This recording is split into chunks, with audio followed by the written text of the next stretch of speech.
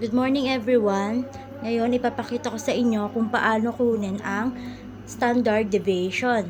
First is ilagay natin yung kanyang formula. Ang formula niya ay standard deviation equals square root of summation of x or data minus mean squared over n, which is yung n natin ay ang bilang ng data natin minus 1. Itong x na to, ito yung data. Kunin natin yung given data. Ano ba yung mga given data? 10, 15, 13, 25,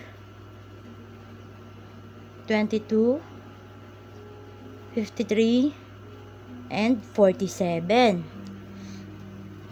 Para makuha natin yung mean, pag-a-addin natin lahat itong given data. 10 plus 15 plus 13 plus 25 plus 22 plus 53 plus 47 equals 185. Yung 185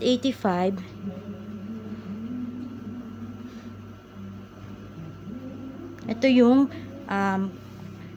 sum ng lahat ng given data.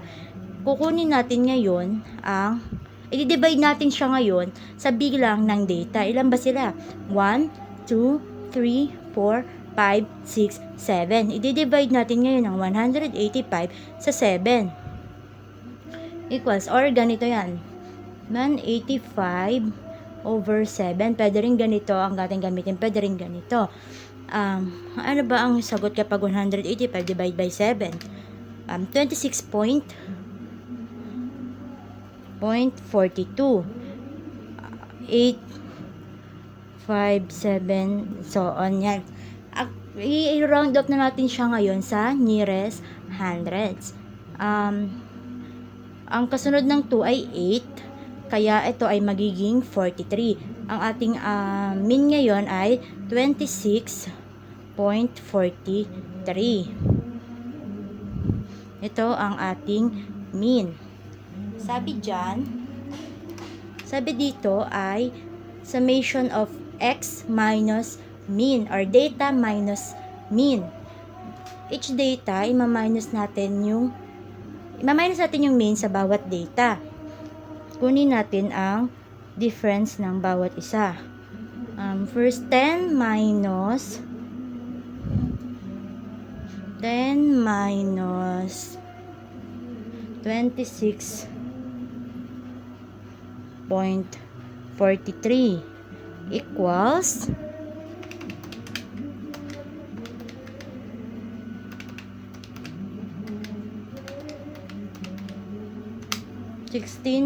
negative 16.43. Ganun din. 15 minus 26.43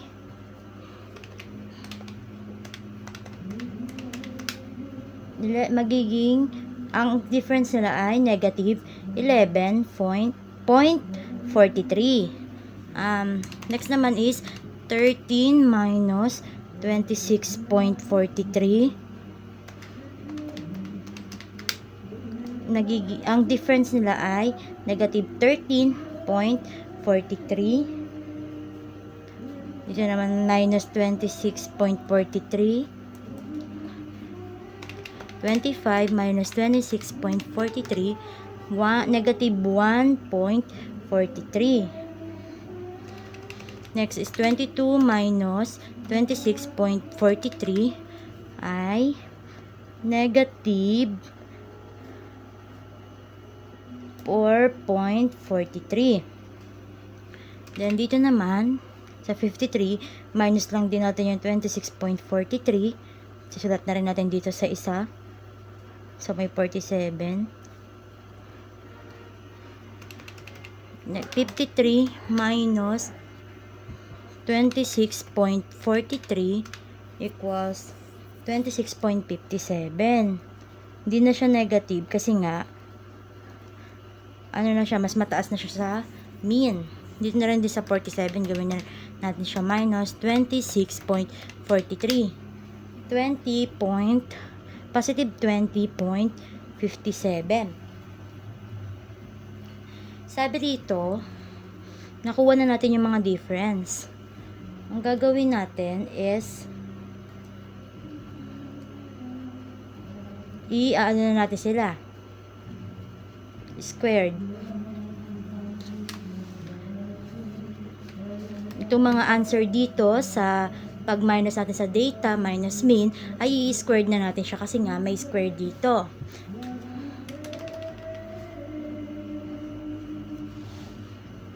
Dito na lang natin siya ilalagay. Ay, dito ko na lang ilalagay. Ay, wait lang.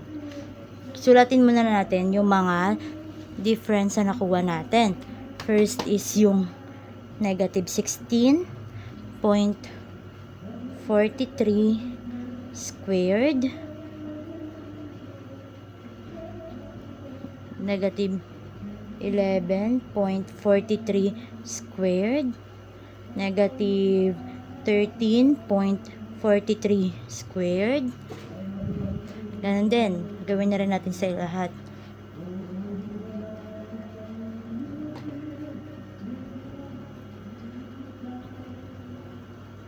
to 43 squared. Next is 26.57 squared, 20.57 squared. Parenthesis na din natin. Yan. Kukunin natin ngayon yung magiging squared nito.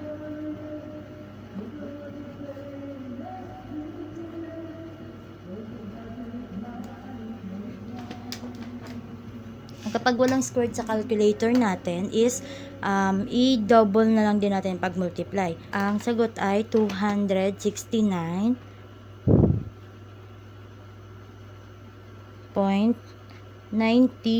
kasi i-round off na lang din natin siya. Ang kasunod kasi ng 494 ay 4 din. So, hindi na siya hindi na siya magiging 95 kasi nga mas 4 lang yung kasunod ng 94. Ganun na rin gawin natin sa lahat.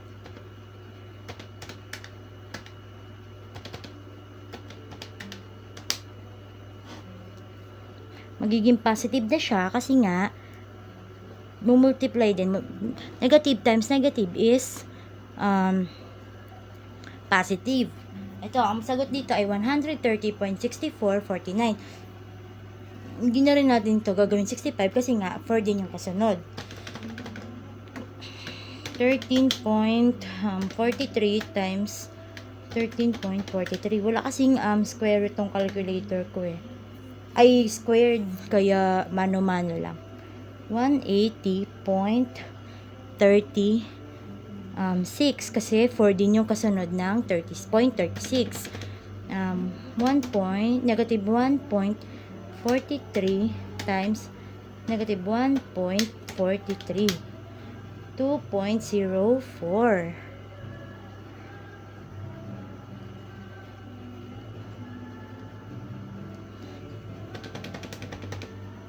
Negative 4.43 times negative 4.43 equals 19.62.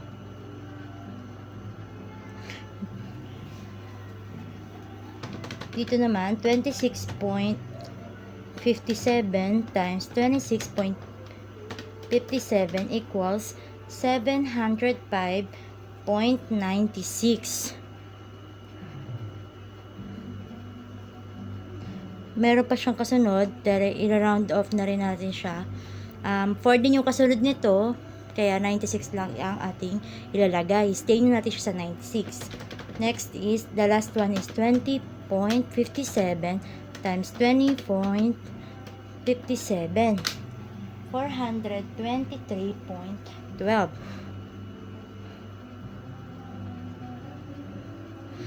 Gagawin natin ngayon is, sabi dito diba sa formula natin is summation of data minus mean squared. Pagpa-plus natin ngayon itong mga answers sa ating kinuwang squared ng difference ng data and mean. 269.94 plus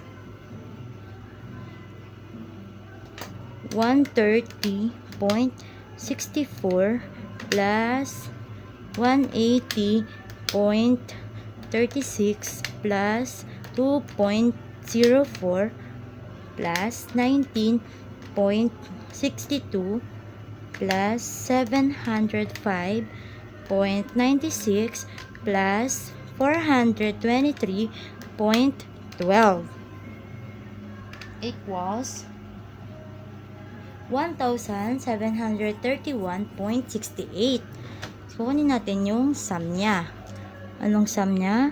1,731.68. Sabi rito, ito.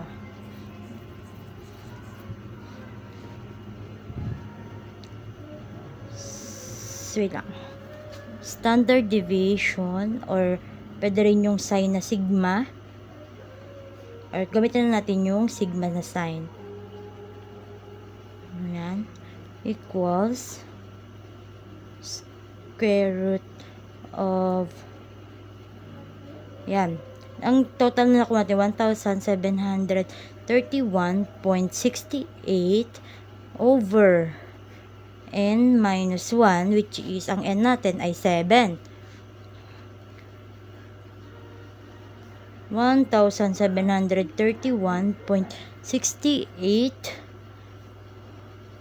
7 minus 1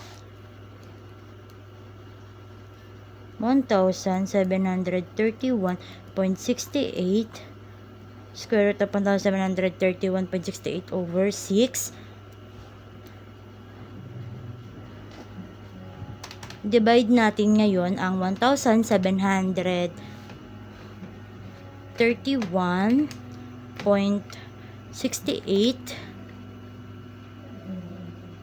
sa 6. Divide natin siya sa 6. Ang kakalabasan ay 288.61333. Dari na siya lahat. So, ang sunod ng 61 is 3. Sensya nyo na maduming calculator. 3. Kaya hindi na natin ito gagawin. Kaya stay na siya sa 61.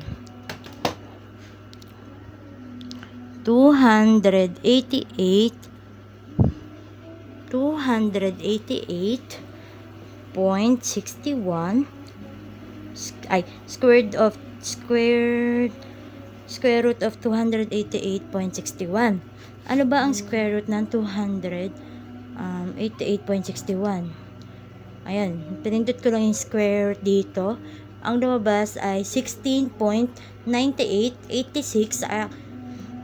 Kaya ang kasunod ng 98.98 ay 8. So, i-round up natin siya. Magiging 16.99. Lagay natin dito. Ang standard deviation ay 16.9886. Yan. I-round up na natin siya dito sa nearest hundreds. So, ang magiging standard deviation natin is 16.99.